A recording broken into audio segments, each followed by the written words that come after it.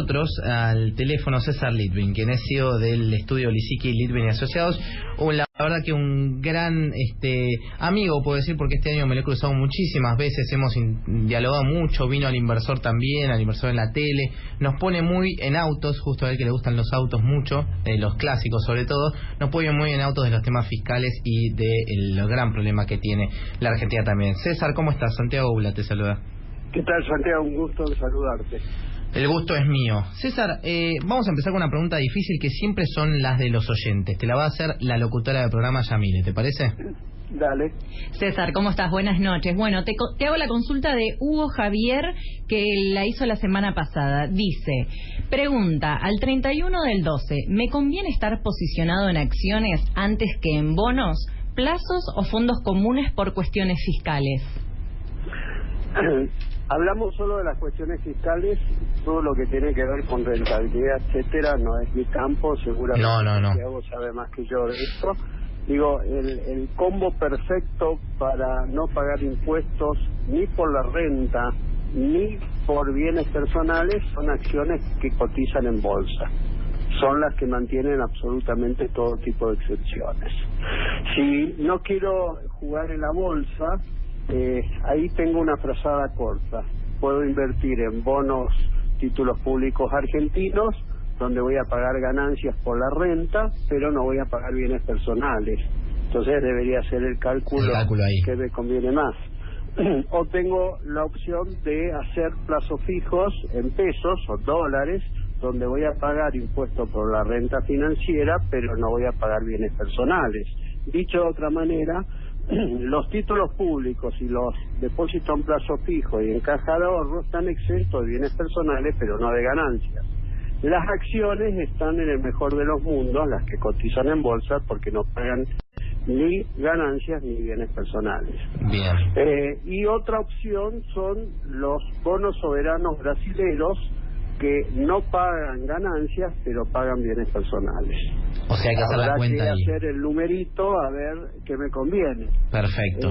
Una situación que por ahí conviene, el que hoy está en algún producto financiero que paga bienes personales, por ahí puede, para evitar bienes personales, en estos días, invertir en títulos públicos, porque bienes personales es una fotografía al 31 de diciembre de cada año, y si al final del 31 de diciembre tengo títulos públicos, sobre eso no pago bienes personales.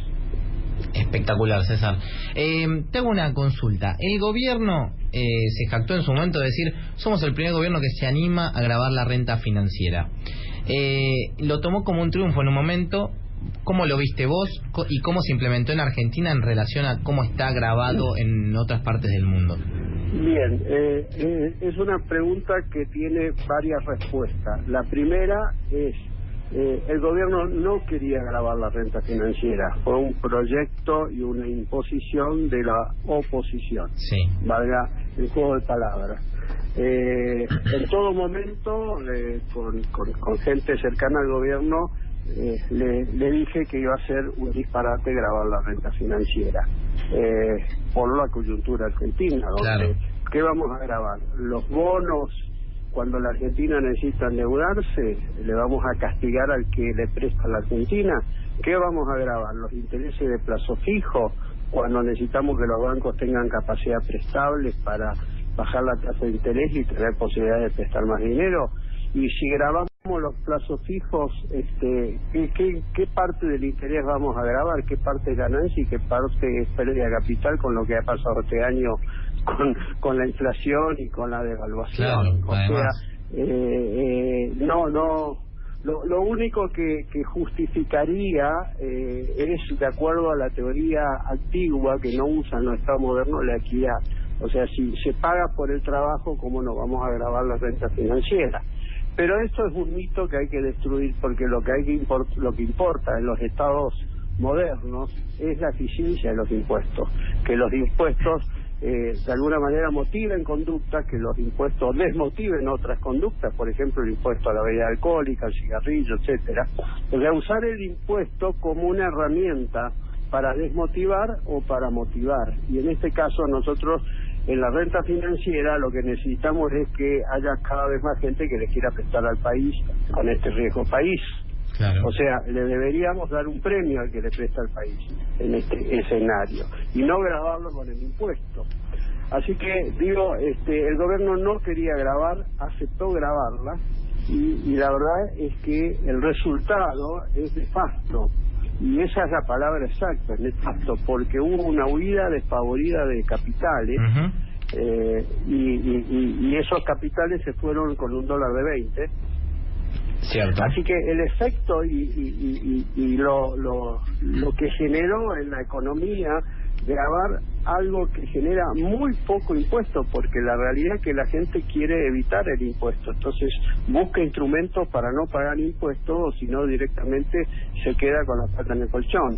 Entonces, o sea, para lo que te podía llegar a recaudar por ese impuesto, la verdad que no era para nada lógico como dicen aplicarlo. los fierreros, y yo soy de esos, sí. No mueve el amperímetro. No mueve el amperímetro, ahí está. Contra unos efectos no deseados, muy altos. Totalmente malos. Claro. César, ¿cómo estás? Martín Botía te saluda. ¿Qué tal, Martín? Un gusto en saludarte. ¿Qué tal? Igualmente. Quería preguntarte, en la Argentina siempre estamos discutiendo sobre los niveles de presión tributaria, particularmente sobre los sectores que pagan impuestos, ¿no? Sobre los sectores formales. Estamos discutiendo sobre la calidad de los impuestos en términos de eficiencia, de impuestos distorsivos, etcétera. Y justamente el impuesto a la renta financiera se planteó en el marco de una reforma tributaria más amplia. Quería preguntarte justamente cuál es tu opinión global, ¿no? sobre esta reforma tributaria que se aprobó el año pasado, cómo quedó después de todos los cambios que se hicieron y eventualmente si era lo que la Argentina necesitaba en materia tributaria. Claro, mira, lo voy a decir despacio para que la gente entienda, porque tiene también esta pregunta varias aristas para responder. En primer lugar, nosotros venimos de 30 años de continuo aumento de la presión tributaria. Claro.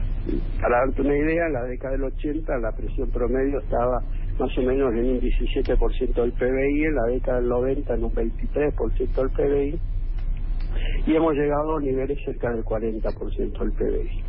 Bueno, después cambió la medición de PBI, pero eso es un tema más difícil de explicar. Lo cierto es que el gobierno de Macri lo primero que hizo fue 2016-2017 bajar la presión fiscal, ¿sí? Y eso se logró eliminando un impuesto malísimo que es la retención de las exportaciones, y eso también mejoró con mejorándole la situación a los asalariados, aumentando los mínimos no imponibles y las tablas de impuestos que estaban 15 años retrasados.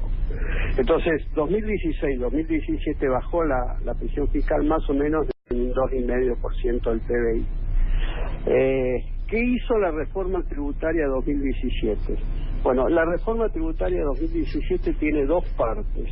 La parte de impuestos nacionales, que preveía bajar un 1,5% en los próximos 5 años de presión fiscal, un número importante, y los impuestos locales a través del pacto fiscal, llámese ingresos brutos, sellos y todas las tasas municipales, que son impuestos que se disfrazan de tasas, porque los municipios han agudizado el ingenio de cómo generar recursos en forma a mansalva y gastando también de la misma manera, ¿no?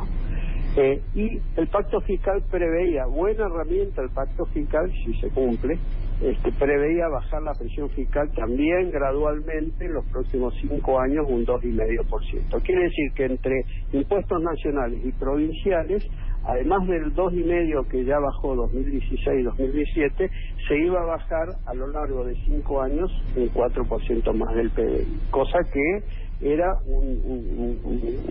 unas medidas para el aplauso. ¿Cuál es la situación hoy 2018?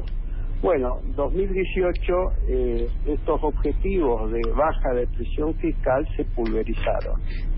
¿Por qué? Porque el gobierno entiende que la frazada no es corta, sino que es súper corta, y le quiere dar prioridad al déficit primario cero.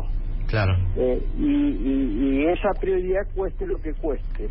Cueste lo que cueste significa borrar con el codo toda la idea de que baje la presión fiscal. Y la presión fiscal va a subir 2018 un poco y 2019 más, por motivo de volver a la retención de las exportaciones, que era que lo único que estaba grabado y que se iba reduciendo gradualmente era soja. Ahora se graba todo, incluso por primera vez en la vida se graba la exportación de servicios, que nosotros estamos exportando. La Argentina está exportando software y otro tipo de servicios, o sea que eso ya lleva retención de exportación. Contraproducente. Exacto. Y de alguna manera las adendas que hubo en el pacto fiscal que le permitirían gravar nuevamente o aumentar nuevamente bienes personales, cosa que estoy totalmente en desacuerdo, me parece una emboscada, y son proyectos del peronismo, quiero aclararlo. Sí, está bien, que quede claro. Y la rebaja gradual de impuestos de sellos va a dejarse de lado y las provincias van a poder seguir cobrando impuestos de sellos, que es un impuesto medieval y que no se usa en el mundo. César, muchísimas gracias por atendernos. Un lujo hablar contigo y gracias por esclarecernos estas dudas. Bueno, felicitaciones por el premio. Muchas gracias, muchas gracias. Tengo que volver al programa. Por supuesto. Muchas gracias. Bueno, un abrazo enorme. Y que tengan buenas noches. Lo mismo.